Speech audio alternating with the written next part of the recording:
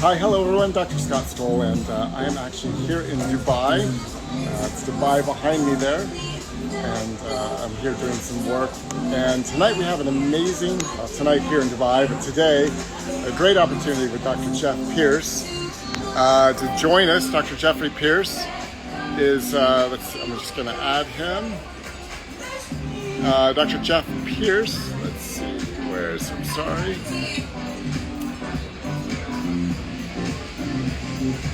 Dr. Pierce is a family medicine specialist who did his residency in Santa Rosa, also did a global medicine fellowship, practices in California, but born and raised in Texas. And this last year, Dr. Pierce joined us at the PBNHC conference and gave an amazing lecture on the power of growing food. Not only producing your own food, but the impact on your health and your family's health as you spend time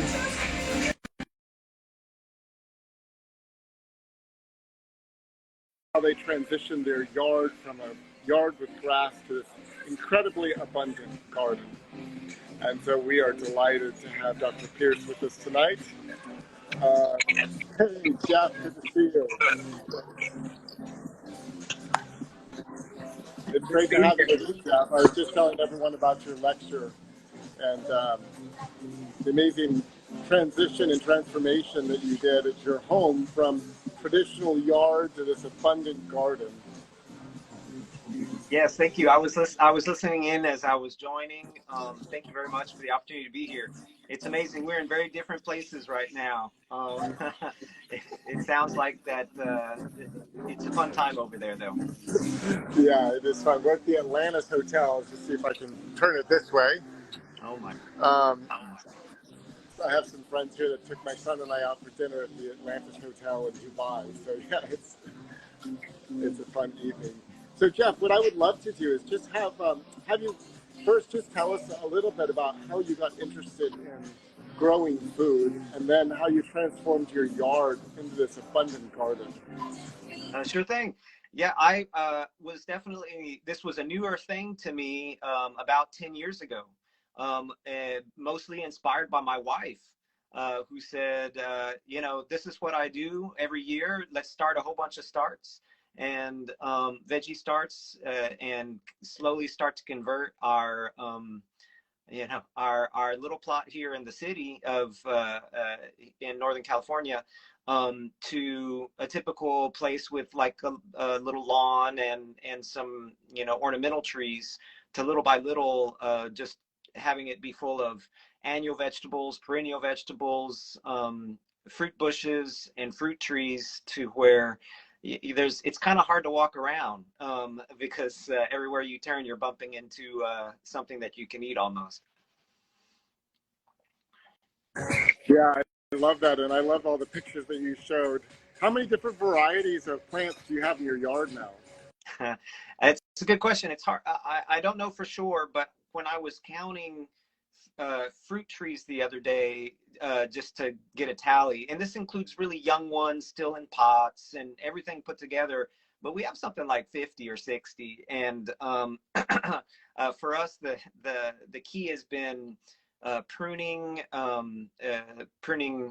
sometimes twice a year to keep them under control. But what's really nice is that this way we can have fresh fruit, not necessarily a ton at any specific time, but we can almost have fresh fruit throughout the year. And a lot of that has to do with our climate, but then also it's that we have a variety where we'll have an early peach, a middle peach, and a late season peach, or a early apple, a mid-season apple, a late season apple, to where you're getting some food, fresh food off the branch almost all the time. That is incredible. It's amazing that you can grow that much food out of just a small space, isn't it? Yeah. Yeah. So maybe just to summarize for people, what are the health benefits of growing your own food, and what are like the you know, more of the emotional, relational, and social benefits of growing food too? I think that's an aspect we often miss if we just focus on the health aspect. Sure.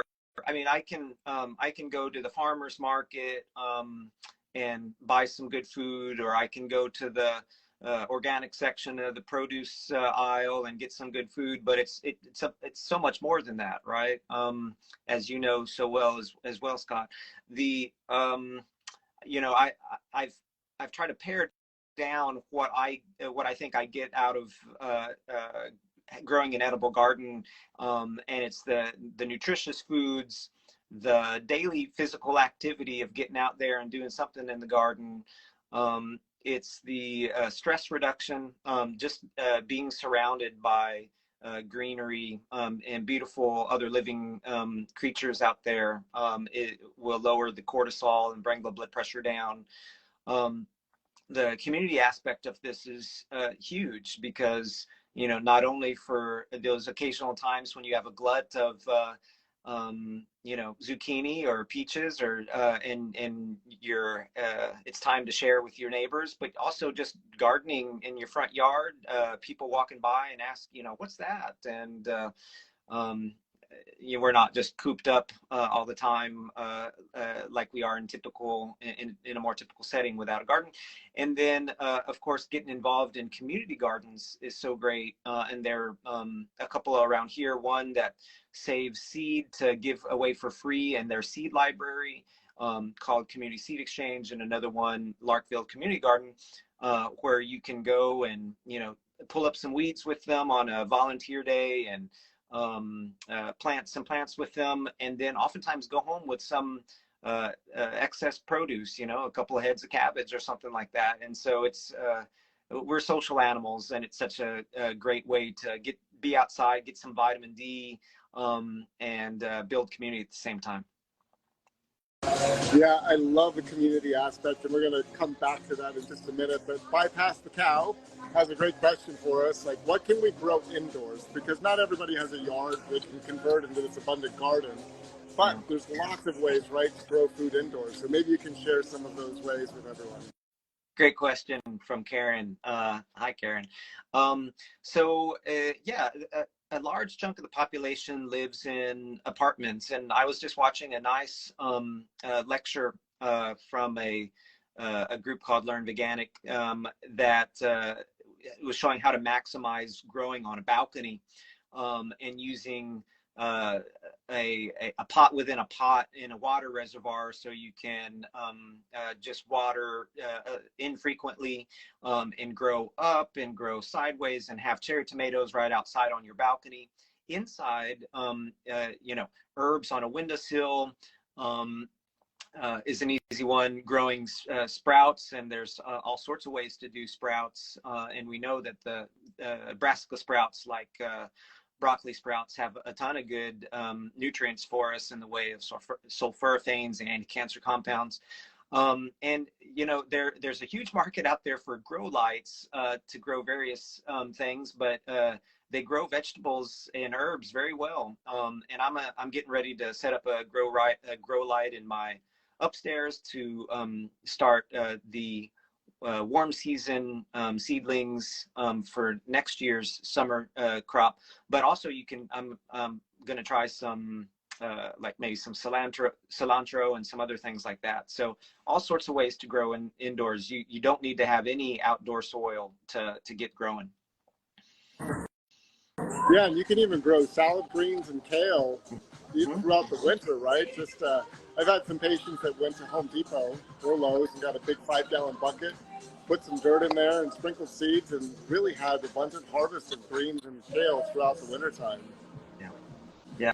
And you can do it DIY if you want, or you can go online and buy something that's specifically made for growing greens, and plug it in and add a little water, and you're off to the races.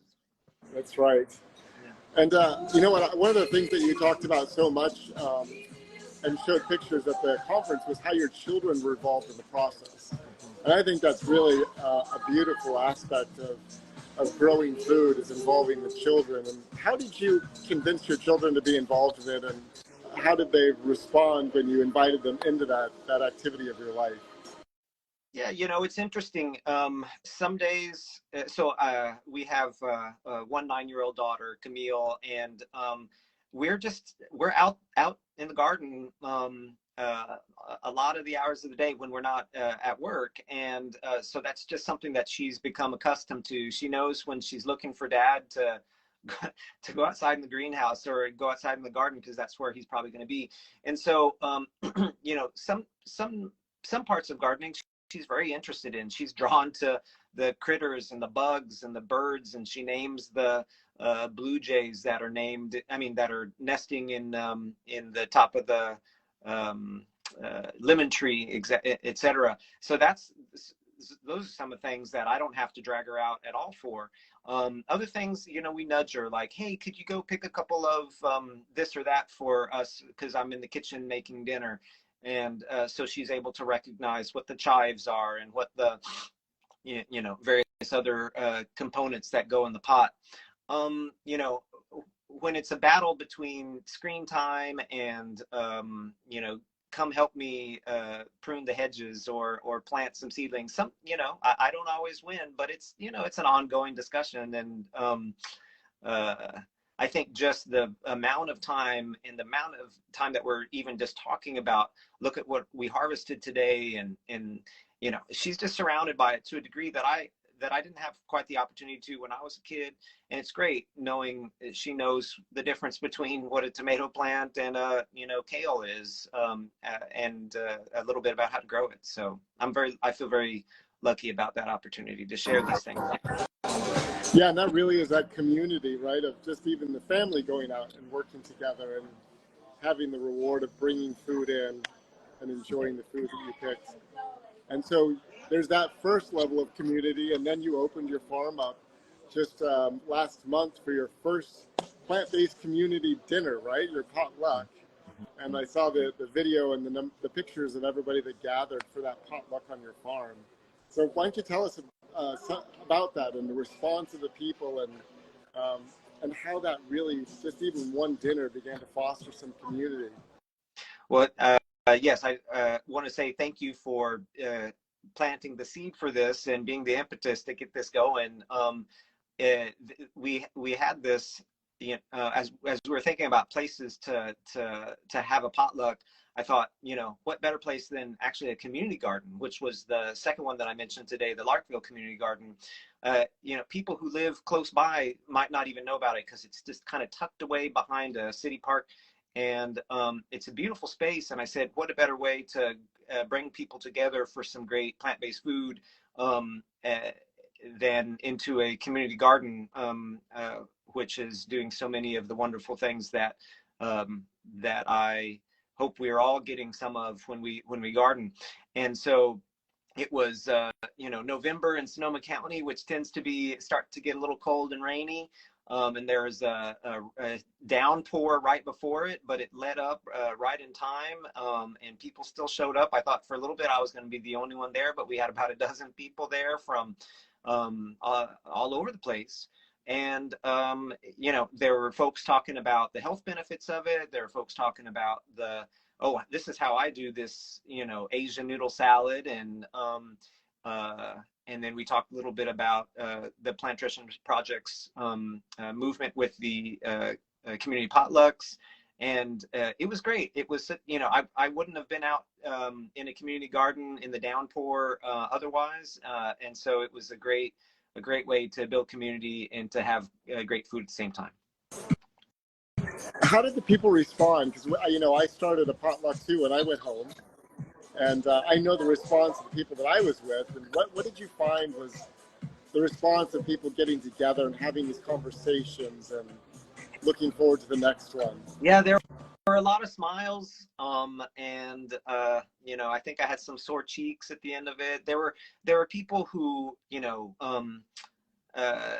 eat, sleep, and breathe this stuff, and so it was just another day for them. But then there are some people who this was kind of newer for, and so it was great to see different connections being made, different responses to this, and so you know, it's these sorts of things.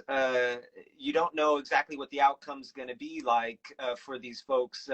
You know, a year from now, after having a conversation like this or a meal like this, but you can start to see some of the magic happening as the conversations are happening around these sorts of get-togethers. So who knows? I think great things. You obviously saw the value in just going to the effort to start a potluck. So, and why do you believe a potluck is important, and what are the real inherent values of having a regular community dinner? Yeah, I think a lot of us don't have the benefit of having lots of family and friends who are eating this way. I think of the Esselstyns, where it seems like, it's easy to get together with 10 people at the drop of a hat, and everyone's going to be eating like this and having these sorts of conversations. But I think that other people might feel like they're the only ones who are trying to eat in a healthy way. And when you get together in a potluck, you're like, oh, hey, I'm not the only one out here doing this kind of thing. I can feel as part of a tribe, part of a social group, social network. And then you're learning ways to make it stick, right? I've been making this salad the hard way, and here's an easy way to prep it in half the time. And so habits are great because they've stuck, right?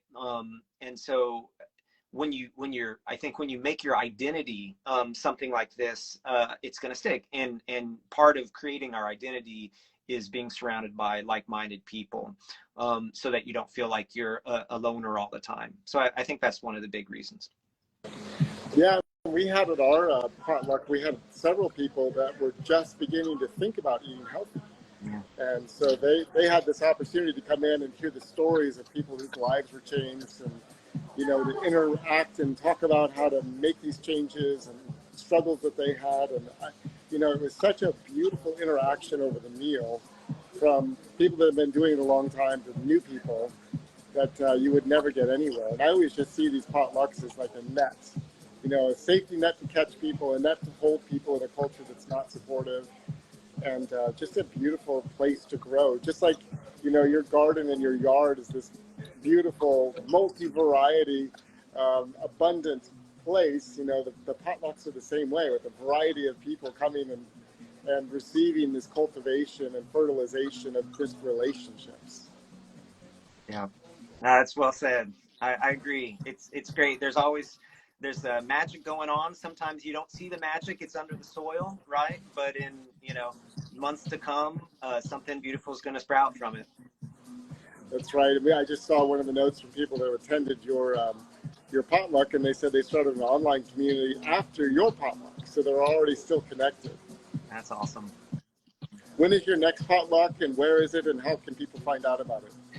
Thank you for asking. Yeah, we're still in the planning on the date. Part of me was, when I was leaving that one in November, saying, okay, doing it outdoors in the winter was kind of tricky. Let's wait till January and we'll take December off.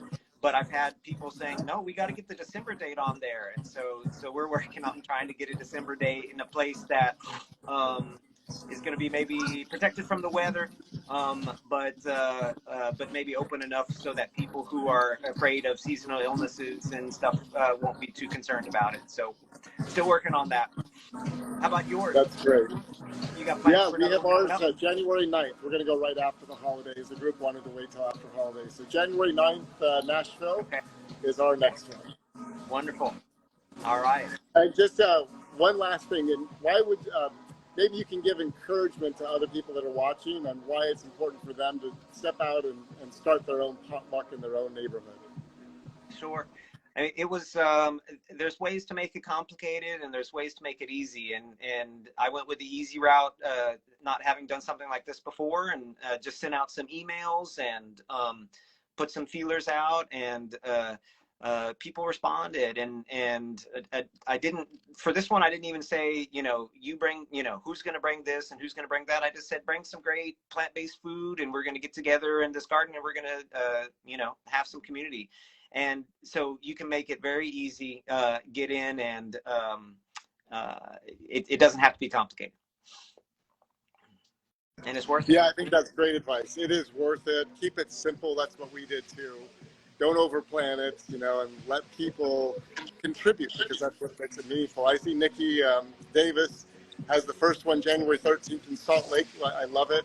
You know, my big vision for this is that we would have potlucks all across America and all around the world where people can just find community, because that is such an essential part of being healthy and creating sustainable lifestyles. So I agree, and you know, I just saw I just saw a message of a friend of mine from Guatemala, and so it's great how this sort of thing is gonna have reach across many countries.